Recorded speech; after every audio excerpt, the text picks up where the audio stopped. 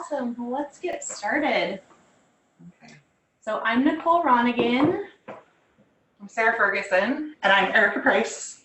And we're going to talk to you about sex today. Yay! One of our favorite topics. But really, the reason we want to make sure we talk about sex is because in every aspect of our life, we want to embrace health and empowerment and a feeling of, like, I can do this myself. I am educated about my own body, my wellness, my emotional health, my spiritual health, my physical health, and sexuality is definitely a part of that. Yes, so very much so. And that's been an evolution and a journey for all of us. So we want to just open the conversation for everyone. Yeah, and hope that what we share can help other people on their journeys. Exactly. And we're even open to learning things too. So Absolutely. we're not the experts. We're works in progress. That's right. We have our coffee and tea, and we're just having a girlfriend chat about sex today. And Chris is here too, so it doesn't have to just be girls. That's right. It's awesome. So, all right. So maybe talk about what healthy sexuality has come to mean to you. Okay. And you and me. Okay. So for me, I was taught that it was either something that we don't talk about at one period of my life. My moms and aunts and grandmothers it was something that was like very emotionally charged and maybe even had some violence attached to it and some very disempowering ideas about sexuality.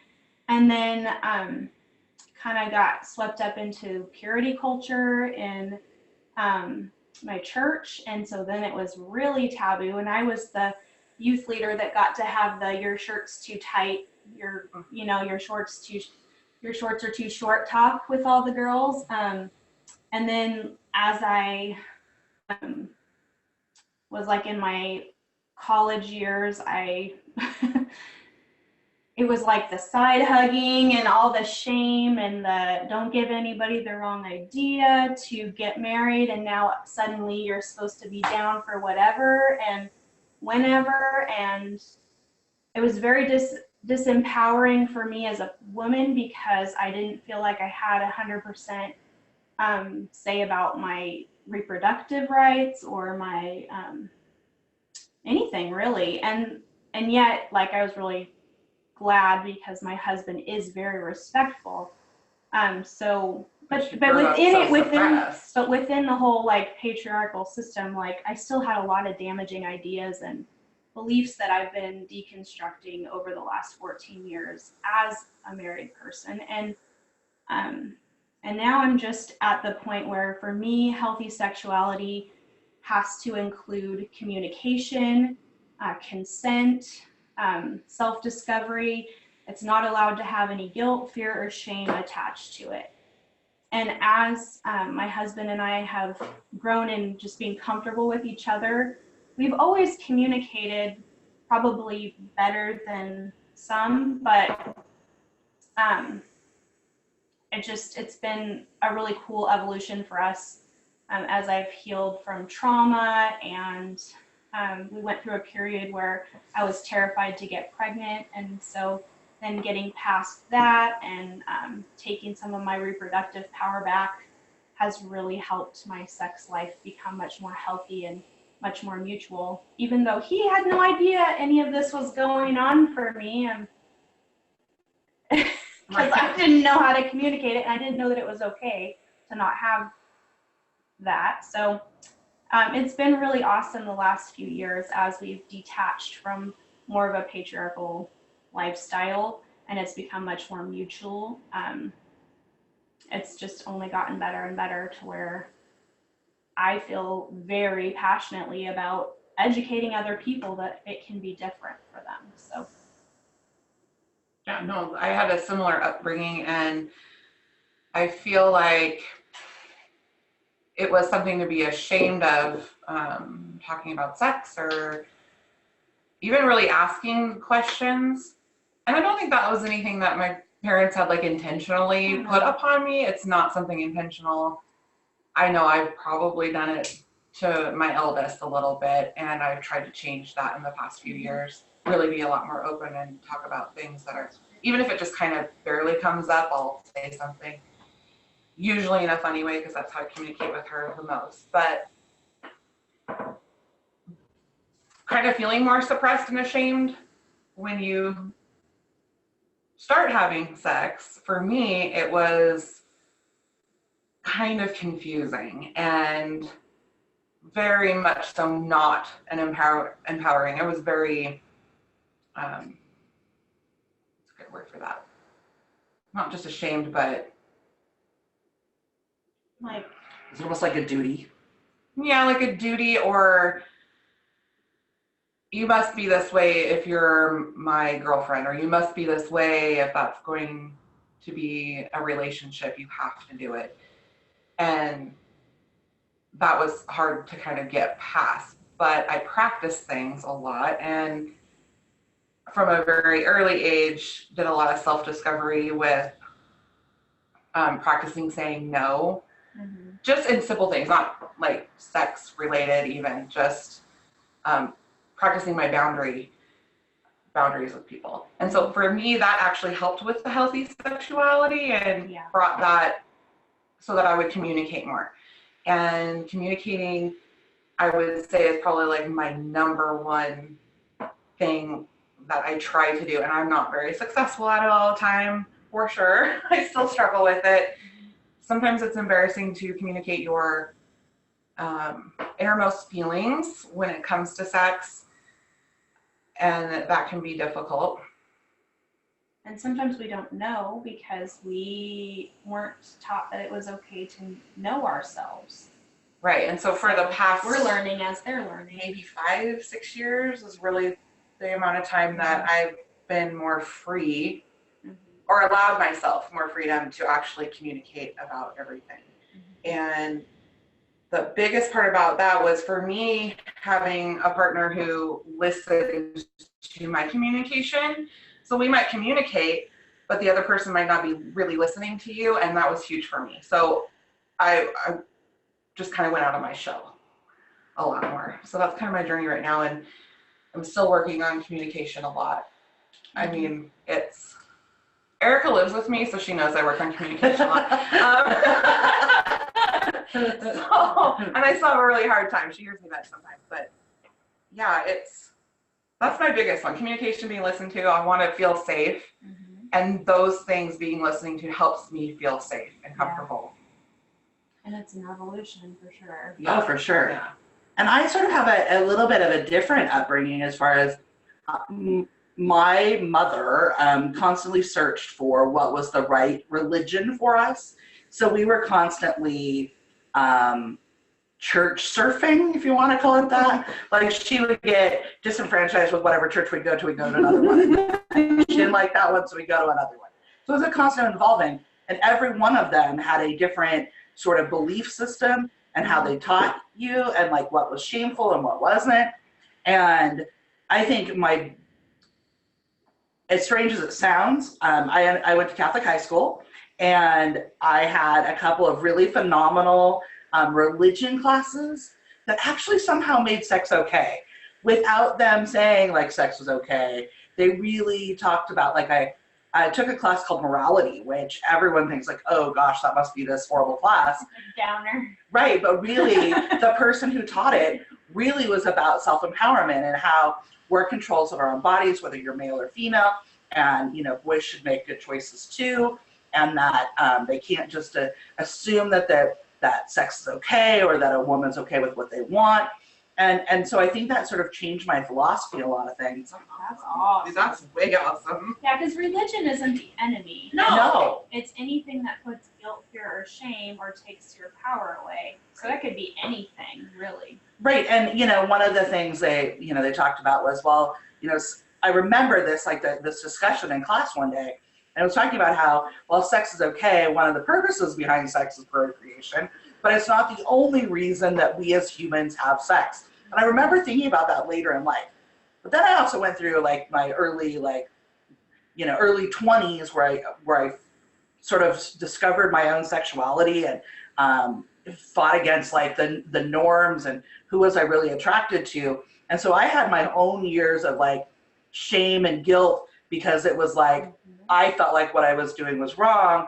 And it took me until I was late in my 20s before I had tons of self like acceptance of I'm okay as a person, even if you're not okay with who I am. Yeah. And I remember thinking, oh, because I had fairly supportive parents. We're not an overly affectionate family. We were the family of the side huggers.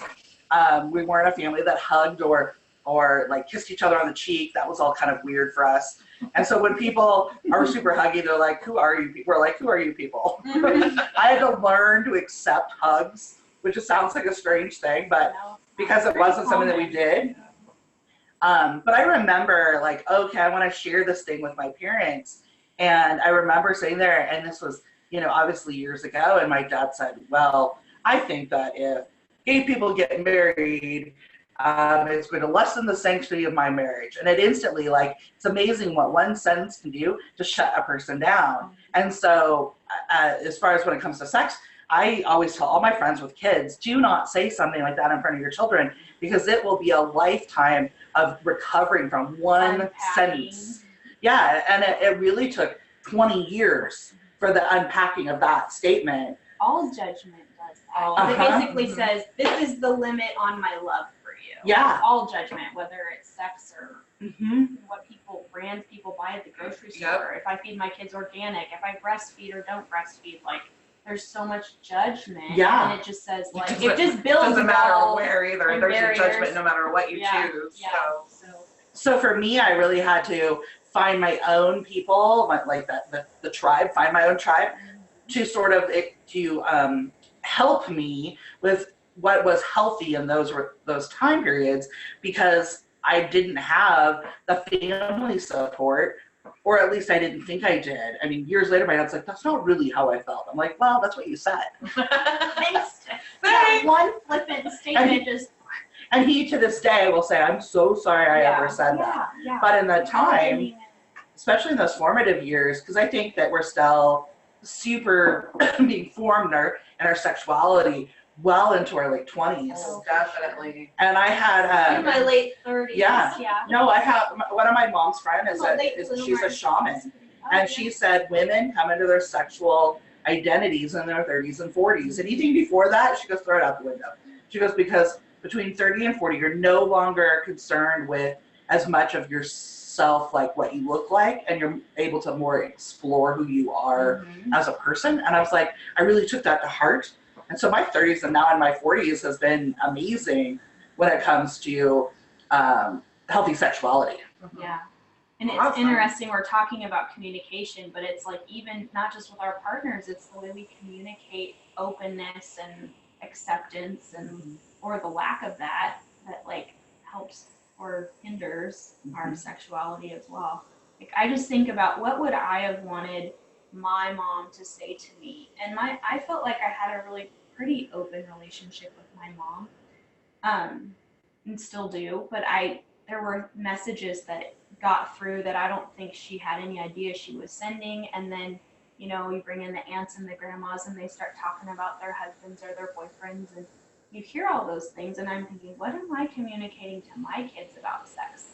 And with the first few years of their life, we raised them in a pretty tight ship kind of mentality, and now we've kind of re-evaluated some things, and we're having to like undo things and then like redo it, and also really trying to teach them like, I think this, your dad thinks this, and you're free to think what you want.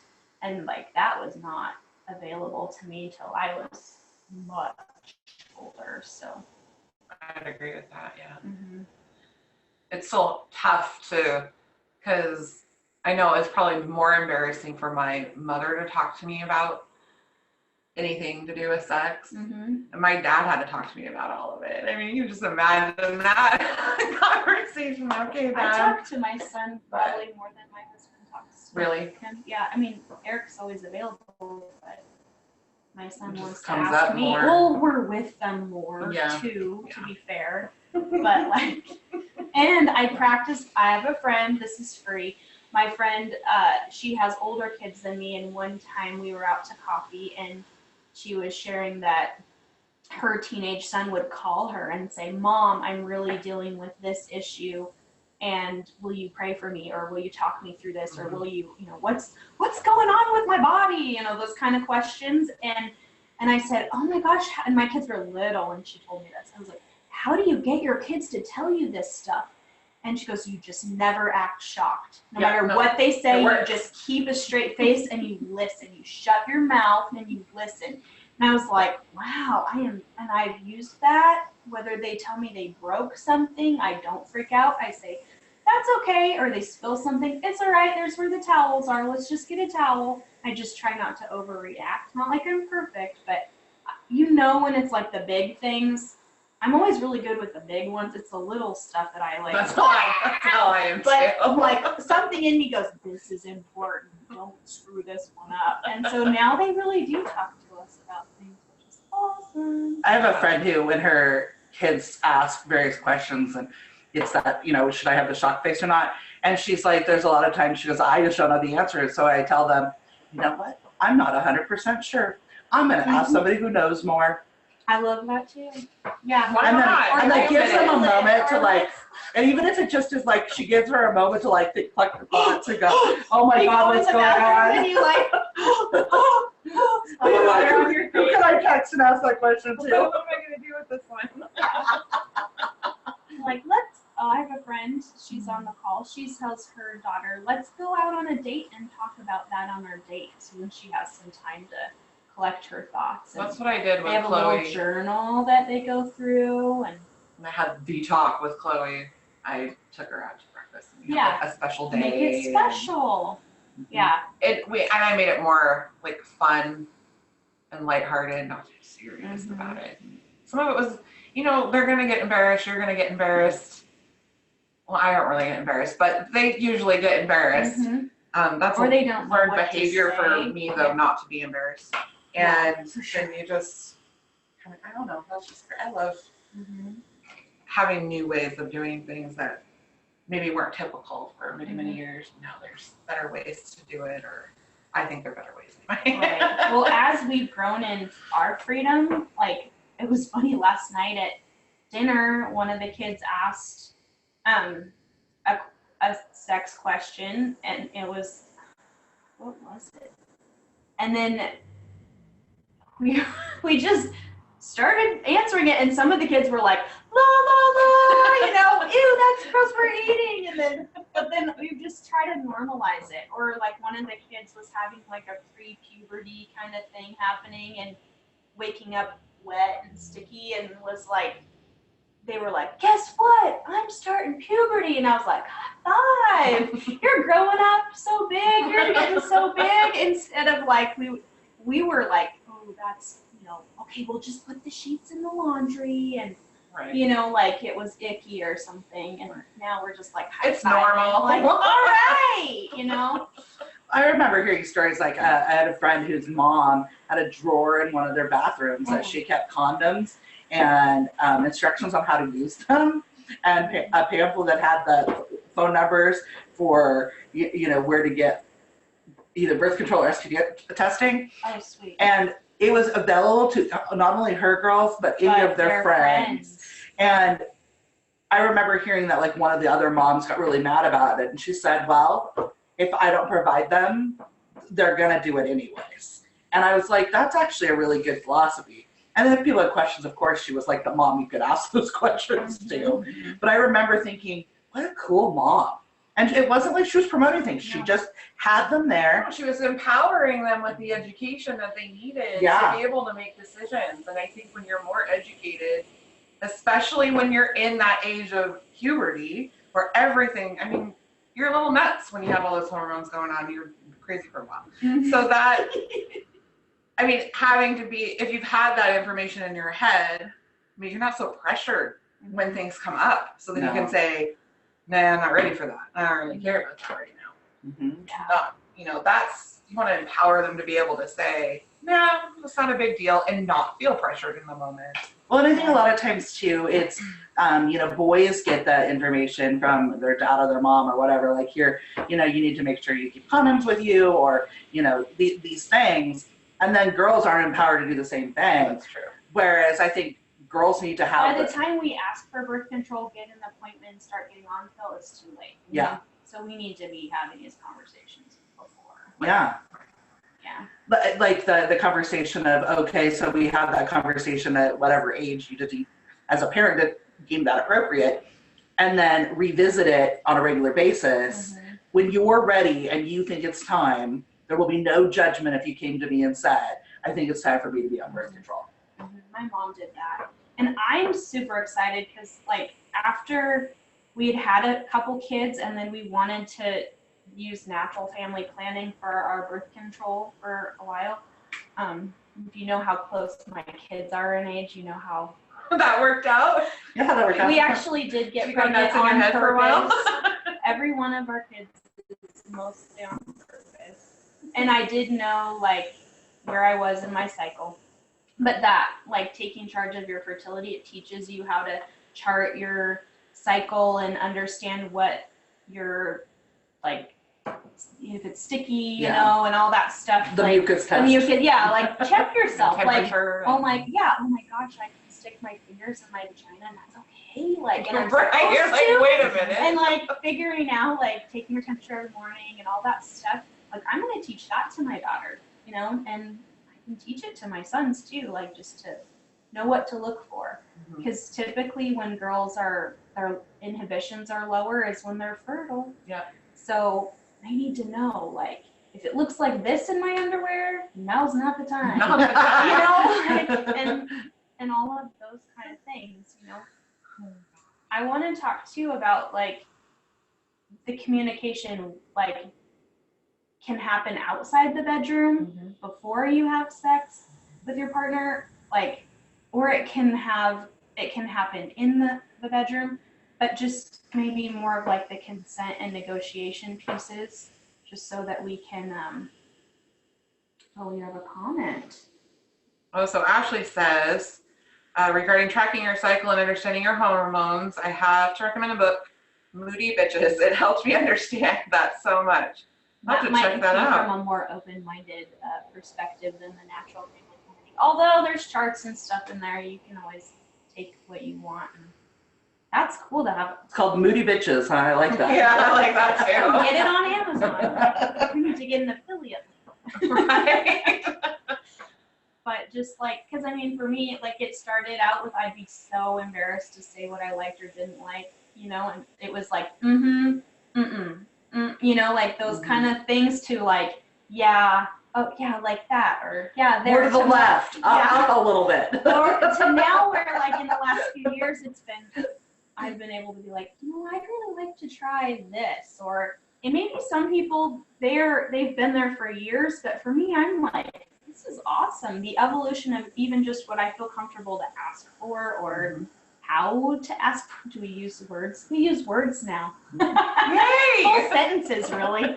It's so cool. And so I do have oil support for communication.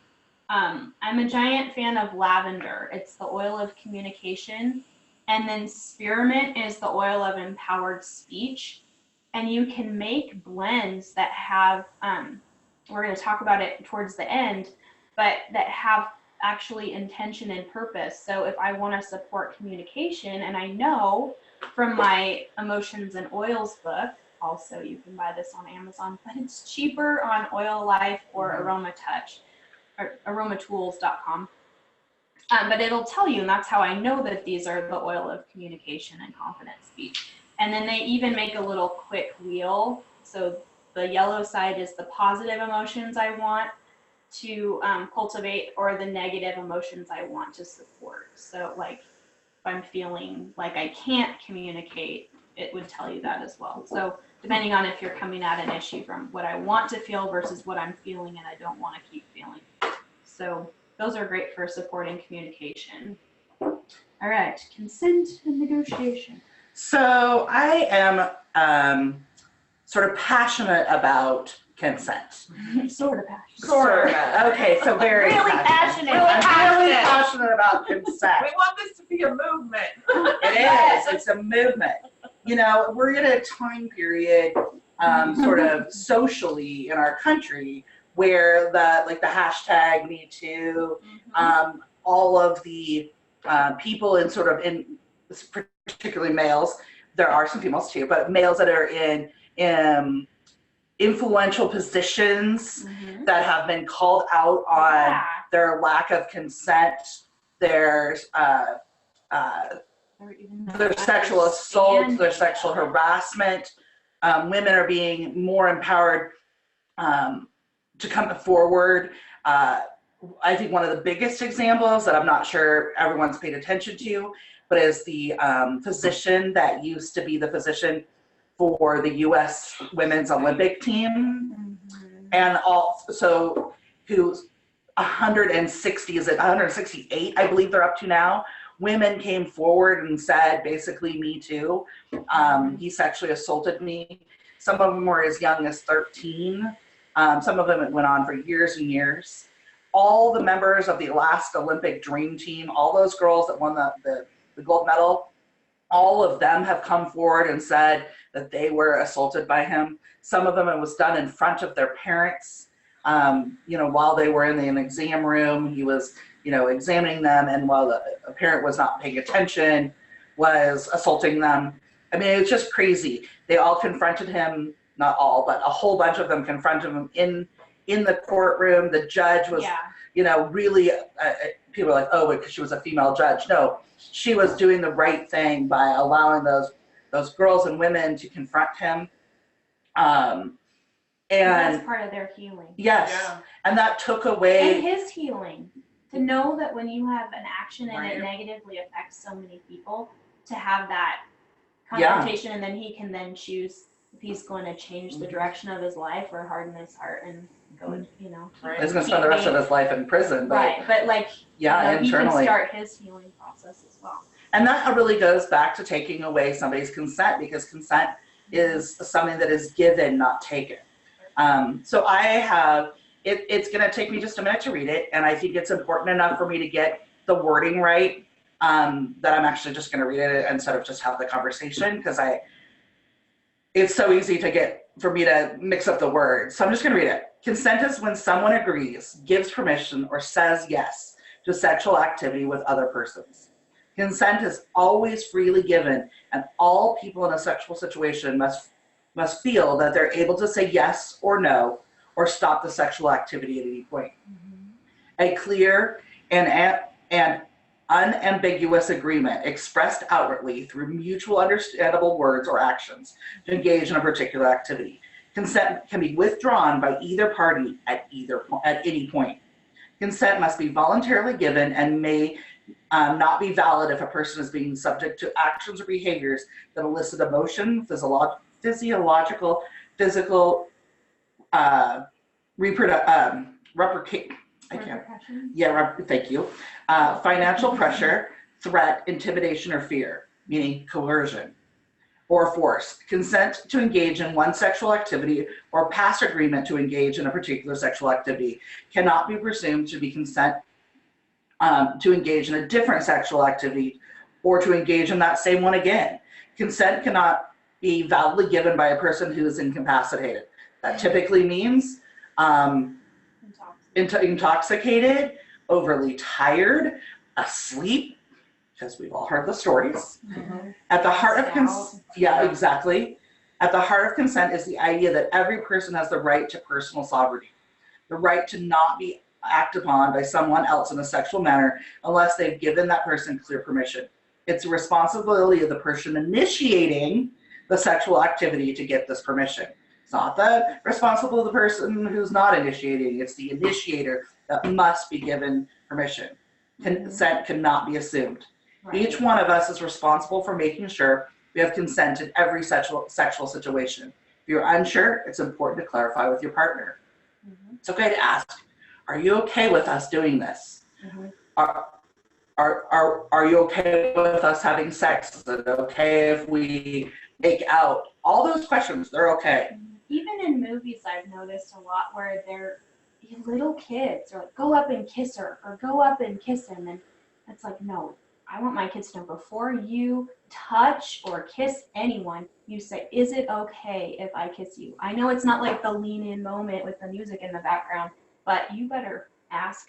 Yeah, plenty of times for those like, oh my moments. Lord, right? Like, Absolutely. but like just to go up and grab it, like, that's That's been modeled creating from the top down in America. And I know we think about this just like boys always initiating No, everything. oh, This no. is not. it's not Girls gender. are aggressively initiating things Mhm, too, mhm. especially that I've heard stories of now. And even when I was in high school, like I know of a few guys that, I mean, really, there was no like consent going on his part. Mhm. So it can happen either way. Yeah, it can. Into it or whatever. So body language, appearance, or nonverbal communication. One should never assume by the way a person dresses, smiles, looks, acts, that they will have sex with you. Exactly. Dating relationships or previous sexual activity, simply because 2 or more people are dating or have had sex in the past, doesn't mean they're consenting to have sex with you now. Marriage. Even in marriage, a person should not assume they have consent for sexual activity.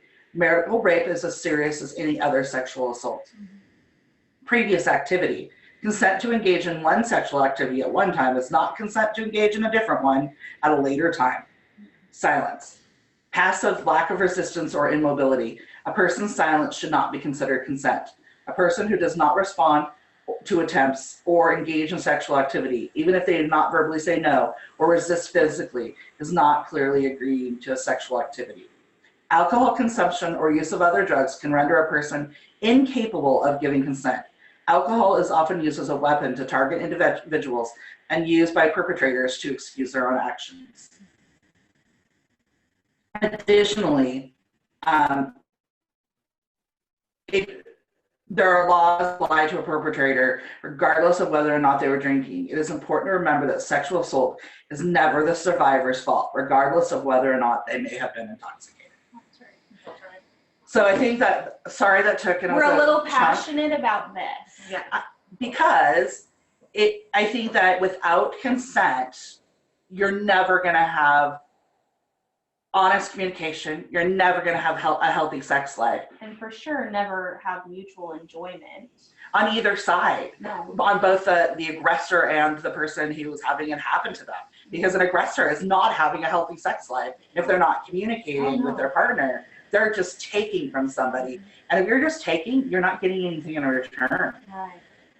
And I even think about too, where like maybe one partner I wouldn't say is the aggressor, but maybe one partner doesn't know their ability to be empowered, and the whole like she just laid there kind of thing. Just maybe one partner has had trauma and they just shut down and they don't know how to speak up for themselves. They, went through disassociation or just not knowing that they are able to say not tonight or not right now, or and then the other partner is just like, well, I don't know. And I don't know what the book is. I think it's Love Warrior. I think it's Glennon Doyle Melton. She had a big part in her book about that. And I just, it's a really clear picture of like what trauma looks like as it plays into your marriage or your future relationships, because And remember, we don't even know that we're not consenting. and consent can be taken away at any point. So whether you're, you're like, okay, this is fine right now, and then maybe you have a trauma that comes up or a trigger, or all of a sudden, maybe, it could be as simple as all of a sudden you have some dryness going on and now it's not any fun anymore, or it's okay to say stop. Right. I need I'm whatever. Yeah. Or done, or no, or whatever those words I are. have to pee, hang on, or Right. anything, like this isn't comfortable to my bladder anymore, or Yeah, or it's no longer comfortable, or something in your intuition says this isn't right anymore.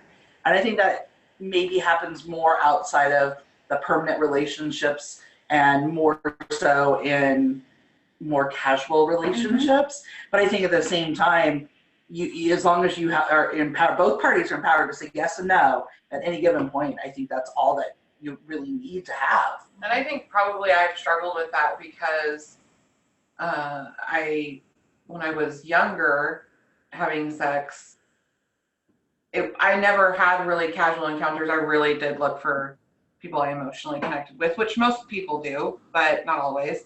And either way is fine, doesn't matter.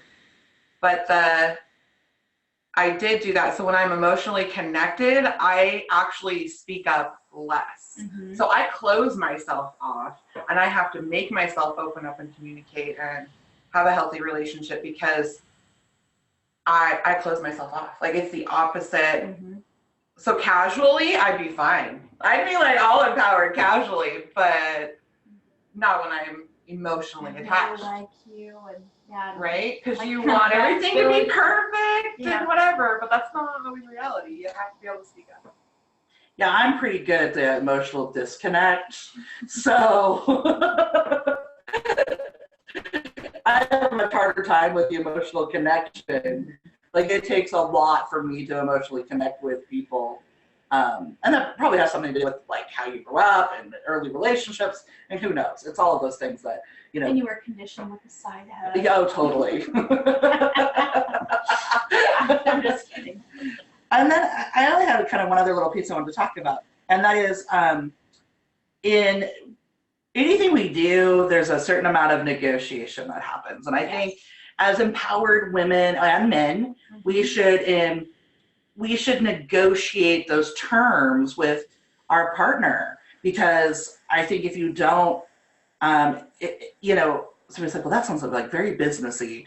Well, it kind of is. Like if you don't have those conversations before you go into the bedroom, you're never going to have that. Right. So an example of that conversation, because it does sound so business and so serious when you say negotiation. But we're adults. We're making informed adults, decisions, yep. so we have adult conversations. And That's true. Okay.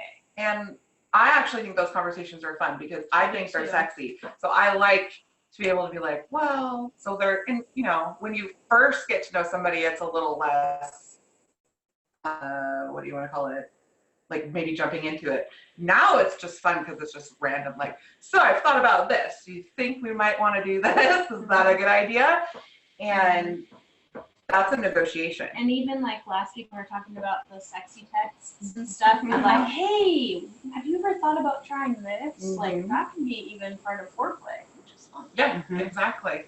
And sometimes it's, you know, Informed consent is sexy. negotiating That's like right. sort of a role reversal. Like if sometimes it's fun for one person to be more in charge than the other person, and sometimes you traditionally sort of have this sort of established role in a relationship. But if you go, hey, on Friday night, how would you like? I want it to be, you know, let me take control, and I want to pamper you, or I want to plan the date. I plan the date, and I plan this, and then Yeah, what do you think about that? And they're like, or I don't or feel you comfortable. maybe have an idea. It's a lot less on the line if you have it outside of the bedroom instead of in the moment. Because then, like, if you put some people on the spot, like if you have a partner that's more like they need to think about it for a while and process, they would just feel maybe on the spot. Yeah. Or like, you know, honestly, some things you're like, I've never even thought about that. Like, so you just, it's fun to have those conversations when there's nothing on the line. There's no feeling of rejection because you're just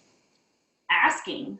It's like saying, hey, you want spaghetti for dinner? Exactly. You know, it's like, no, I really don't feel like spaghetti. I'd rather have ribs, you know, or whatever. It can be that more like that it instead is of kind like, of like that. that just took me so much energy and like courage to say out loud, and you said no, and now I don't know what to do.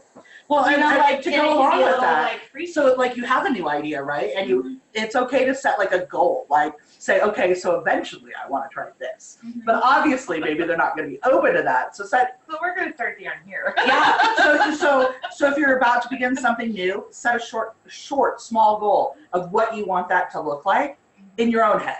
You don't have to necessarily tell that piece to your partner, but then you can you can tell that Or you piece. can, because sometimes that's fun too. But Right, like, so eventually I'd like to do this, but what about if we tried this to see if we're both comfortable with it?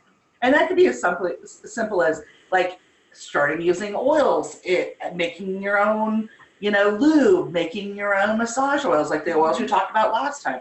Because some people aren't necessarily comfortable with introducing those, and you're like, well, what if we start with this one and see where it goes? And that could be as simple as like the cinnamon on your tongue or the peppermint on your tongue, and how that makes your partner feel. Or maybe you'd like to experience, so you tell your partner, well, okay, I'd really like it if you put a few drops of peppermint on your mouth and then do this to me. Yeah, or we have beadlets, like we have those peppermint beadlets, so it's a quarter drop of peppermint, so maybe you're not sure how that's going to feel the first time, you want to ease into it.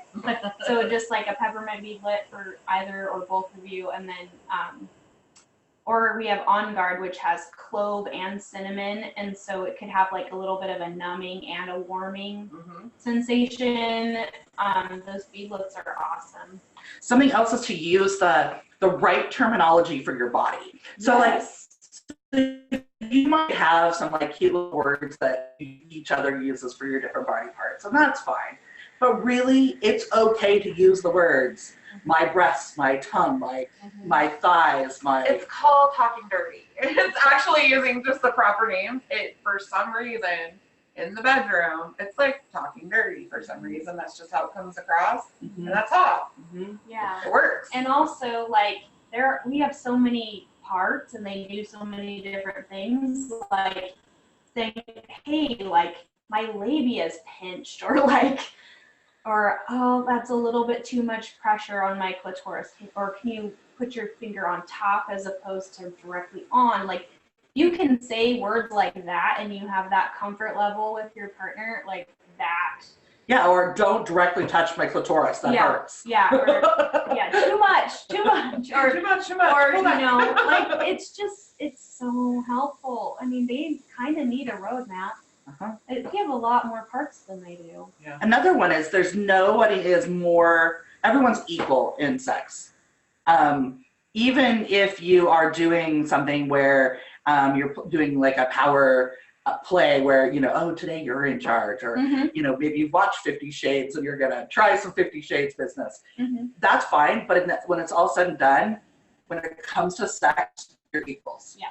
You both have the right to say yes and no. You both have the right to talk about your needs, wants, and desires. And those are okay to talk about. Yeah, and in my old world, like, the man isn't the boss of your body, and you're not the boss of his body. Like, at the end of it, yes, it's nice to mutually enjoy one another and not like hold out on each other and things like that on purpose. But like, at the end of the day, this is mine and that's yours, and that's important. And I didn't always know that was true. So I'm passionate about that. So I have a little line that I actually have a bunch of people saying now, and that is, never put yourself in a situation where you have no experience either with what you're doing or with somebody, and do not have access to the door if you choose to leave. So I always joke and tell people, the golden rule: know where the door is and know how to use it. And that can be said in both whatever kind of relationship, whether it's a relationship or non-relationship. And essentially that doesn't mean literally leaving the door. I mean, you can, but it also can mean stopping the situation, ending whatever you're doing, is knowing that you always have an out, or that you feel safe enough with your partner that you don't need one. Right. Or being able to recognize this partner isn't good for me.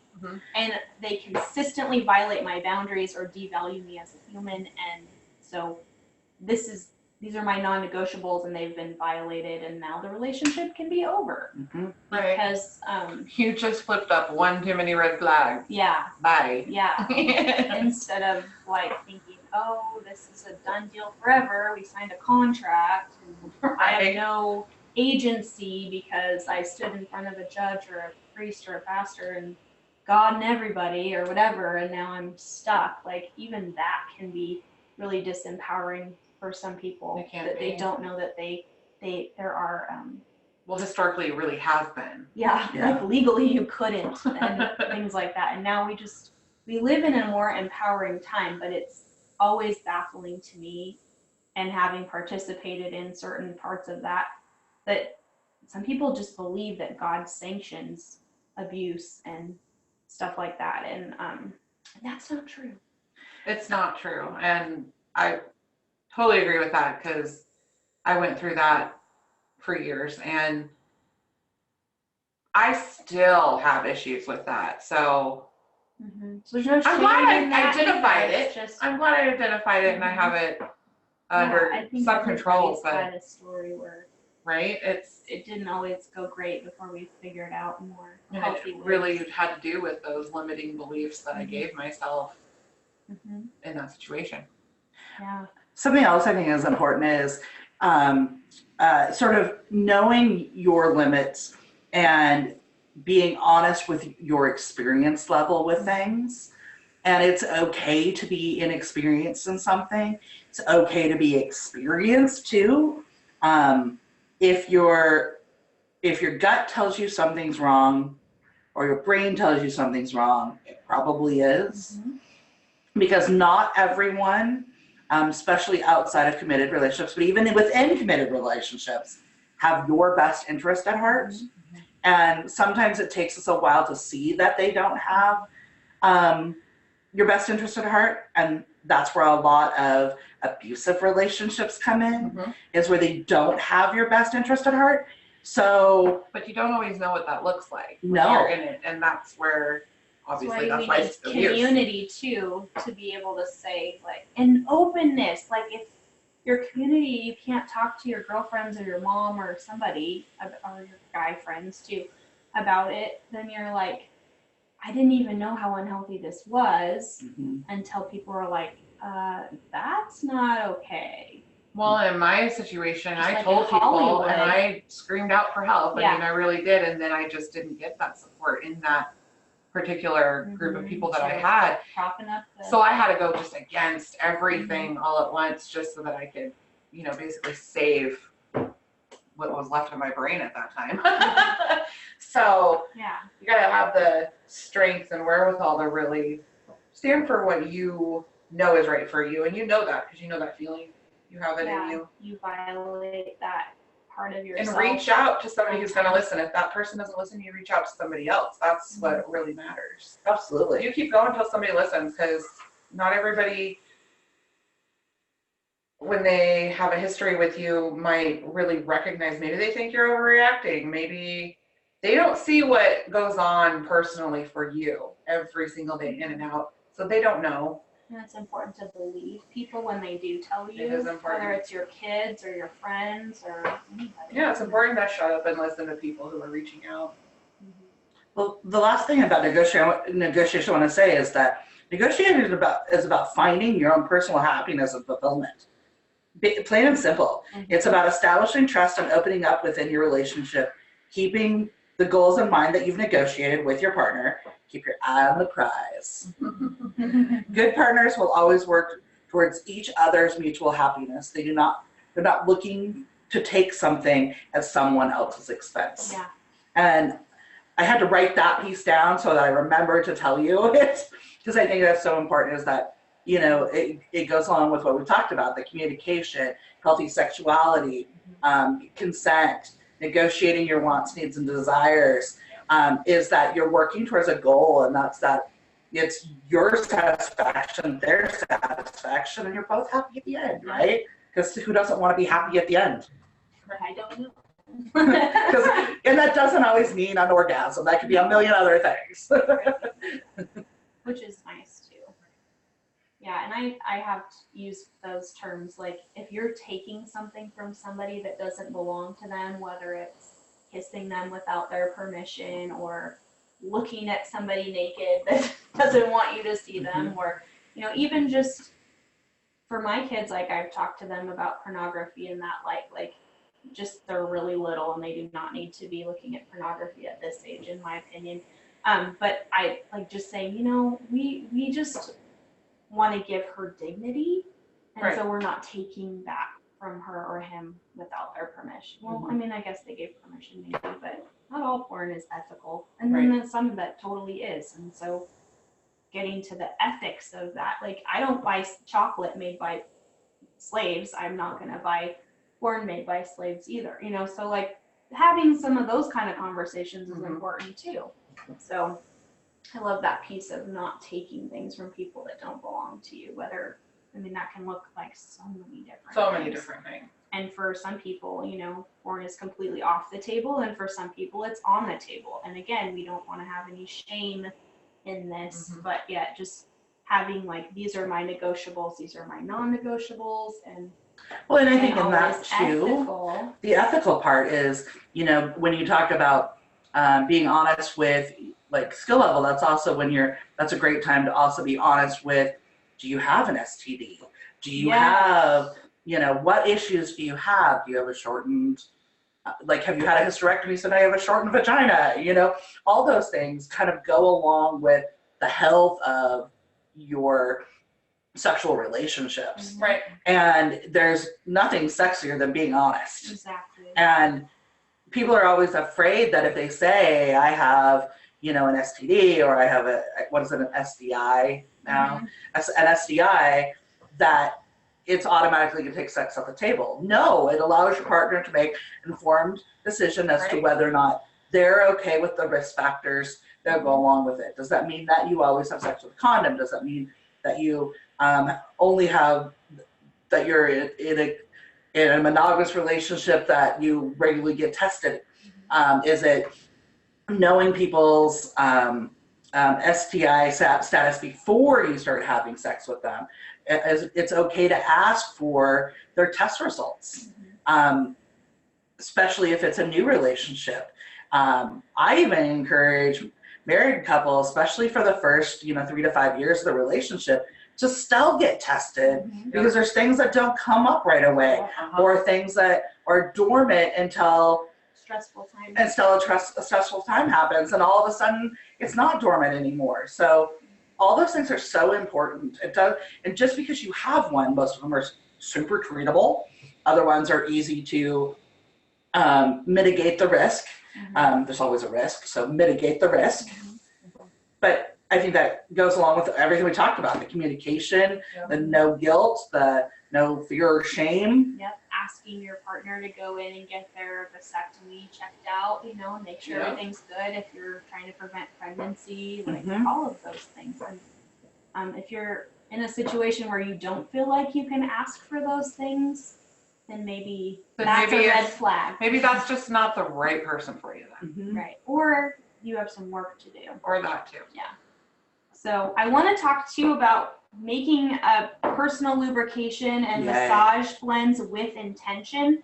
And so I shared a little bit last time about some of the blends that I have made, and if you're just like, how would you know what oils to put in there?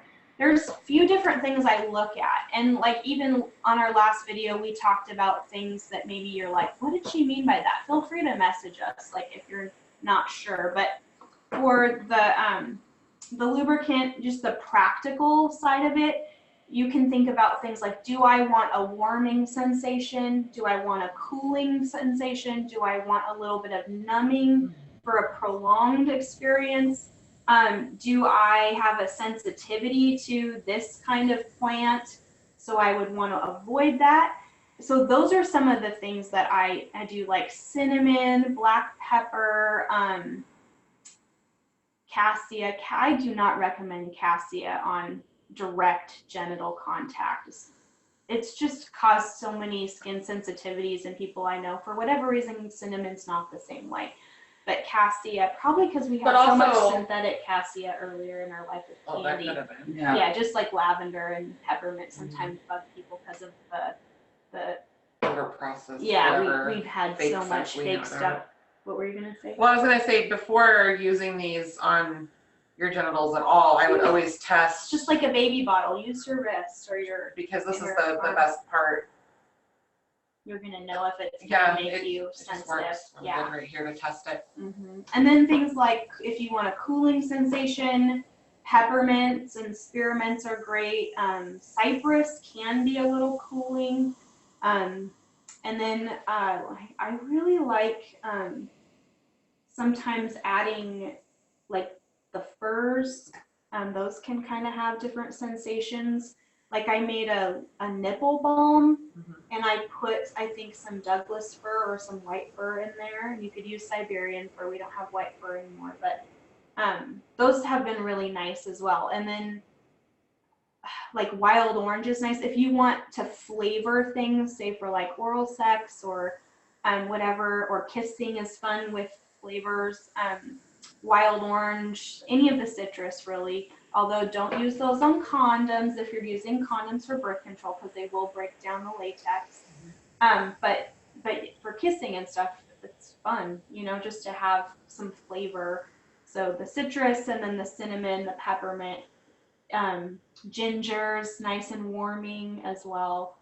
And then I like to use the oils in my blends too, and I discovered this is why I'm so passionate about this, is last February I was teaching this libido class, and I made the Essential Life version of the ecstasy extender, and it has cinnamon and jasmine and some of the oils in there. And when I looked up the oils and emotions book, they are for sexual healing, and they're libido supporting oils and things like that, which is why you would put them in a blend. And I don't know if these people knew that it was going to do that, but it started like hand in hand working with the emotional work I was doing with the oils with Desiree Mangendog. And I don't know if some of you guys are familiar with her I Am Fabulous book, but she has lots of blends for emotional healing in there. And so I had started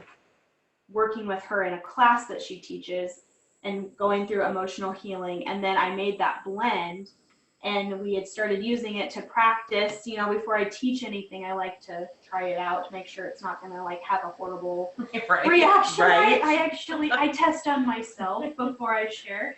And it started like bringing up some things that needed healing. And I was just really impressed with how gentle and how thorough it's been. And so we've been using it for a year now, and it's been really awesome. And I've felt more empowered through the process. So if like you can use the wheel or the book, or even in the Essential Life book, it'll say like emotional balance. You want to go from this emotion to this emotion. You can use that book as well if you don't have this one or the wheel. But things that you would maybe want to feel like protected or creative or playful or comforted or loved or, you know, committed or nurtured, or you might want to feel like jasmine, it says intimate, like it's just really fun. Like marjoram helps you feel connected, geranium helps you feel open, and it's the oil of love and trust. So you can build your blends around your intention of how you want to feel, or what area you know you want to work on, like communication or empowerment, or hey, I want to be more of an initiator, so I'm gonna put a little ginger in there. Or coriander is awesome for self-knowledge, and so much of sexuality hinges on knowing yourself. And I loved what Sarah said last time about being really, really proud of the things we know about ourselves. And so it's really fun because coriander is awesome if you want to put it like on your forearms. That's a really great place for it. Same with fennel. Fennel is really great for helping us know ourselves in the area of personal responsibility. So if you're learning to take responsibility for your sexuality, that's a great oil to support that. Clary sage is a really great communication oil as well, but more with your intuition. So if you are just like, Oh gosh, I don't know. I don't know what to be a little do. psychic at that point. I put that on. Well, Clary sage That's also. when I was putting on my third eye. And I was so funny. I was watching the replay with my husband, and I was like, "Is that okay that I shared that?" And he's like, "Yeah, it's fine." Clary sage also is for menopausal support. And it's all these oils are great for hormone support that are great for sex too. So it's like our bodies are so intuitive, and they're made to use plants for medicine and food. Well, and Sarah said, I thought that was clary sage was warming because it talks about how it's good for hot flashes. And I said, I think it's like that reverse of a reverse sort of idea. Yeah. Like if I put something warm on, it'll cool me down. Is that what it is? Because I had a little drop of clary sage on me, and I thought it was warming. It is. And see, But you said it doesn't really do that I- to you. Yeah, but not everybody So reacts test. to cassia, which is, it's like when you dye your hair, they tell you to do a little test. Well, do it with your oils, like clary sage. Yeah, totally. We're all oily up in here. We oiled before. I freaking love clary sage. Oh. It's great. So we're going to talk next time about specifically supporting our libido with oils, whether it's high or low. We'll talk about barely, but well, and you may need a carrier oil when you use it because it that's just might weird. make your What a skin. weird one, because I thought this was a neat one though. Well, for a lot of people it is, But it's not like burning. It's No, just it's cooling on me. Yeah. Why is it warming to me? What? That's so weird. Oh, you guys. And for every person, they're gonna. You're perfect. So there's different oils that affect different people in different ways. Just like for some people, like cheese is a health food, and for other people, cheese is a life sentence with the toilet. You know, and some people don't see the toilet often enough if they eat cheese. So like it's just like that with oils. Your body's going to interact different ways. And I like last time I said the nose knows, and Eric said people might not know what you mean, but because oils are so connected to our limbic brain, they just instantly can access our emotions. That's why we talk about aromatherapy and using oils and emotions. And that's the part I'm really passionate about because of the support that I've found through all kinds of emotional healing, even trauma. That's my litmus test. If it can help me with trauma, then I think it's pretty legit. Pretty much. Nicole, will you post when you post this in the Facebook group? Will you post some of the different oils and what they mean in the comments? Yeah, totally. That way people can kind of see them, because sometimes it's easier to remember when you can see it in writing. And I can even post the link on where to get these books. Oh, that would be great. They've just, everyone's like, you know so much. I'm like, I have a book. I look at I my have a stuff. few books. I've taken classes. I've taken courses. I'm taking one Yeah, on but you're not going to reflexology. memorize this entire. But I don't memorize. Well, I 'Cause know I what I've can't. used, and I don't. If people text me and ask me what to use, I look it up in the book. And sometimes I look it up in here and I go, oh, I would have never known to use that oil for that. Like bergamot, acne oil, oily skin, eczema, and psoriasis. I would have not known to put bergamot on there. I would have thought that would be irritating. That would be good. But it's not See? sun safe. So don't do it and go sunbathing. Right, okay. So and that's why you need a book. So you know what the if it's photosensitive or if it is a topical oil or an internal oil or our oils say on the bottle. What's the one that has bergamot in it? That's a blend. Citrus Bliss. Yeah, is that what that one is? The safe sun one, isn't it? I'd have to look it up. Yeah. See, I don't memorize it. I look it So up. I thought I saw that. But So also before, like we announced in our last one, you're going to have a little bonus video. We are going to have a bonus video. We're going to do a little visit to the sex shop. We're going to the adult toy store. Yep. We're going to go talk you through how to not be embarrassed when you walk in the door. And not waste your money. Yeah. Because that's what I want to know. It's like if I go, I want to know what to buy and what to just, that's a, Well, yeah, and different adult stores have different brands and things and carry different types. And some are better than others. right. And if you live in Portland, you're going to have access to things you don't have in Coeur d'Alene and Spokane. Yeah. So there's also the internet. Yep. But if you type things in on your Amazon or whatever, then that's all the ads you're going to see. So And if you're in we'll this- just be And if you're prepared. in the Seattle area by chance, there's Babes in Toyland. And they are a women-owned, women-empowered sex shop that teach classes and sell toys. hasn't And that been around for a really long oh yeah, Because I think I went there in high school. yeah, because I think they actually have one in like LA and New York, and like they're all over the place now. But the original store was in Seattle. Oh, that's cool. and that's a fun place to visit because you don't feel like you're gonna have some like creepy old dude in there, because it's not. There's no creepy old dudes in there. Right, there's not allowed. So with the lubricant real quick, and then we'll wrap up. I usually do like 1 or 2 drops of each thing in a 4-ounce glass bottle with the rest fractionated coconut oil, because I want to be able, not to waste my oils, but I want to be able to play with the strength. Like I don't want like 10 drops of peppermint. That might be really too much, it is too much. So like 4 drops, like I'd want to work up to that. Just like if you're using oregano and you're cooking, you put like a toothpick in the oregano and then you stir it into your pot of spaghetti and then you taste it and see how you like it. It's kind of like that, because you don't want to, or 2 drops of geranium. Okay, so I did ylang ylang on my hair because I heard that it's good for your scalp, and my scalp was feeling like it needed some love. And for like 2 days, I wanted nothing but chocolate and candy. And I don't eat candy ever, and I eat chocolate twice a month, with my cycle. And I was kind of like, what in the heck? And then I'm like, oh, it's the playful oil. It's like your inner child. My inner child wanted candy.